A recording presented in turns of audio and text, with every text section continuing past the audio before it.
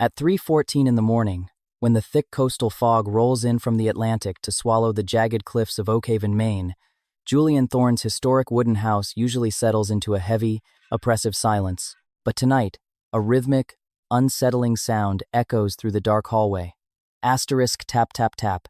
Asterisk Julian bolts upright in bed, cold sweat slicking his skin. He stares toward the open bedroom door, where the moonlight casts long, distorted shadows across the oak floorboards. There, standing perfectly still in the dim light, is Barnaby. Barnaby is a massive smoky gray Maine Coon mix, with one striking feature: a front right paw that is pure, snowy white. He isn't hunting, and he isn't pacing. He is standing on 3 legs, using that single white paw to strike a specific spot on the floor with haunting precision. Asterisk top top top. Asterisk. The sound isn't the frantic scratching of an animal. It is a deliberate, metered beat, like a coded message being knocked into the wood.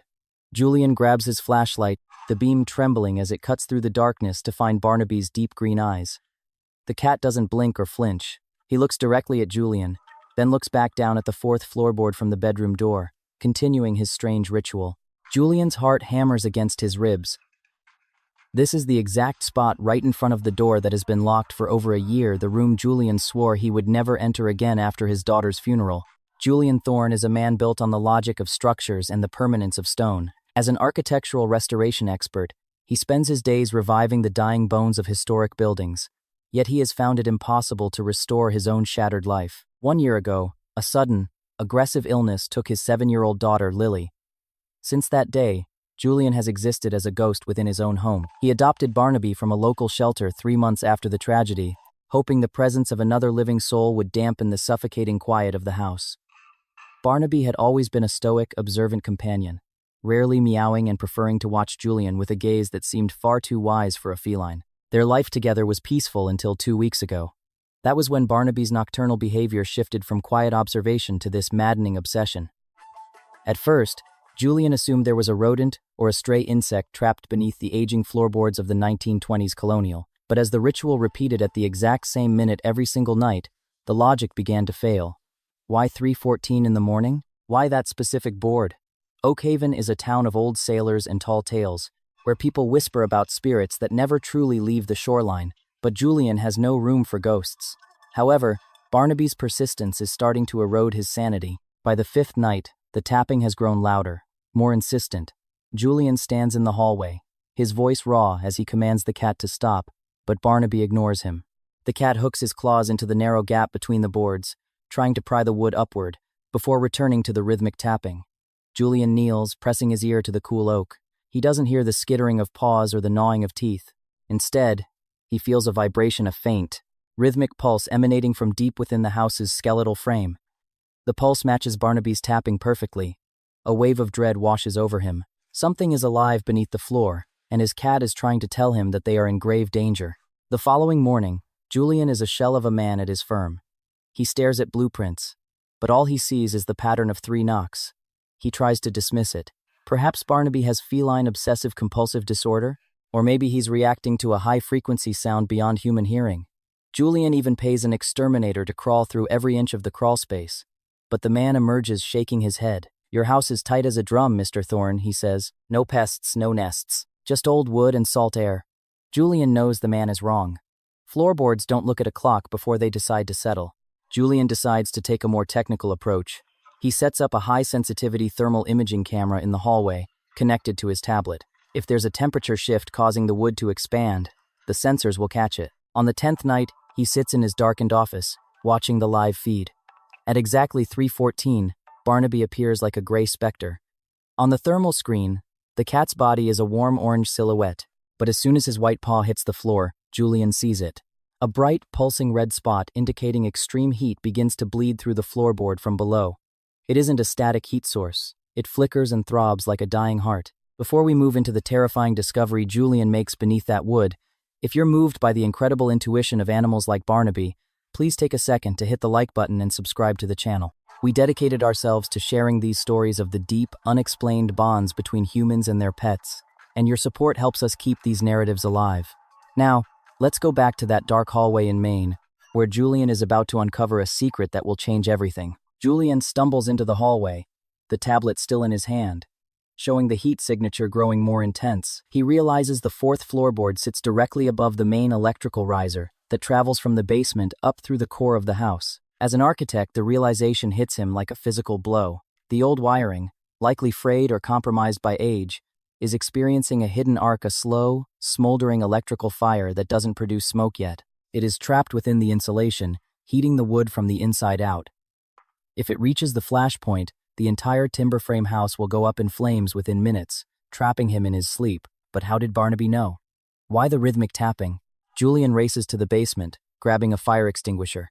He yanks open the paneling behind the stone foundation, and the smell hits him not of smoke, but of ozone and melting plastic.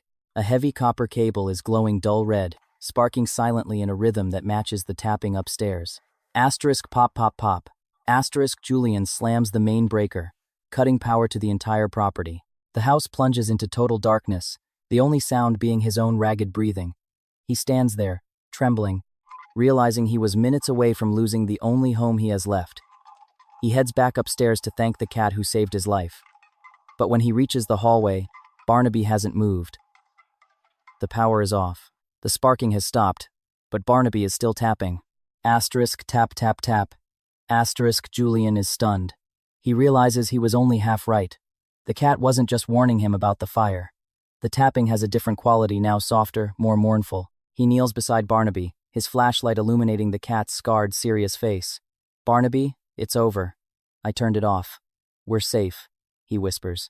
The cat rubs his head against Julian's hand, but then he uses his claws to pull at the edge of the board again. Julian realizes there is more. He grabs a pry bar from his toolkit and begins to tear into the floor he has spent years maintaining. The old oak groans as the nails give way. Julian pries up the fourth board, then the fifth. He expects to see charred wires and soot, and he does, but nestled right next to the smoldering insulation is something that doesn't belong. It is a small rectangular object wrapped in a faded silk ribbon. Julian reaches in, his fingers brushing against a box made of polished rosewood with lily-of-the-valley flowers carved into the lid. His breath hitches. This was Lily's music box. It was her most prized possession, a gift from her grandmother that had gone missing a month before she passed away. Julian remembered searching for weeks, watching his daughter cry over the loss of her secret keeper. Julian sits on the floor in the dark hallway, the music box in his lap. He realizes the floorboard had a slight gap near the heater vent. Lily must have accidentally dropped it through the crack while playing. He opens the lid. Instead of a mechanical ballerina, the box contains a small digital voice recorder he had given her for her 7th birthday. He presses the play button. Lily's voice, clear and vibrant, fills the silent hallway. Daddy, if you find this, it means I hit it really well. I'm tapping on the floor so you can find me. Just like when we play hide and seek. I love you so much, Daddy. Don't be sad. Following her voice is the sound of her small knuckles knocking on the wood of the recorder. Asterisk tap tap tap. Asterisk. The realization shatters Julian. The rhythm wasn't just a warning about the fire. It was the exact rhythm Lily had recorded in her final message. Barnaby hadn't just sensed the heat of the wires. He had been listening to the faint, metallic echo of the music box vibrating against the riser whenever the house settled or the coastal wind shook the frame. The cat had spent 2 weeks mimicking the only voice Julian had left of his daughter. Barnaby wasn't just a hero who saved his life. He was a bridge to the one person Julian thought was gone forever. Julian pulls the cat into his lap, sobbing into his smoky gray fur. Barnaby purrs, a deep, resonant sound, and rests his white paw on Julian's chest. That night, for the first time in 365 days, Julian unlocks the door to Lily's room. He doesn't turn on the lights. He simply walks to her desk and places the rosewood box in the center, right where it belongs. Barnaby follows him in, jumping onto the bed and curling up on the patchwork quilt Lily's grandmother had made. Julian doesn't feel the crushing weight of grief tonight. He feels a warmth that has nothing to do with the heaters or the wires. He realizes that while he was busy trying to restore old buildings, his cat was busy restoring his soul. Months later, the house in Oakhaven is fully rewired and hums with a new kind of energy. Julian has returned to his work with a renewed sense of purpose, but he no longer stays at the office until midnight.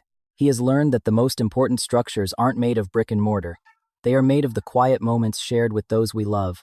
Every afternoon, the neighbors see Julian walking along the cliffside path with a massive Maine Coon trailing behind him. Barnaby no longer taps on the floor at 3:14 in the morning. His work is done. He simply walks beside Julian, his white paw moving rhythmically through the tall grass.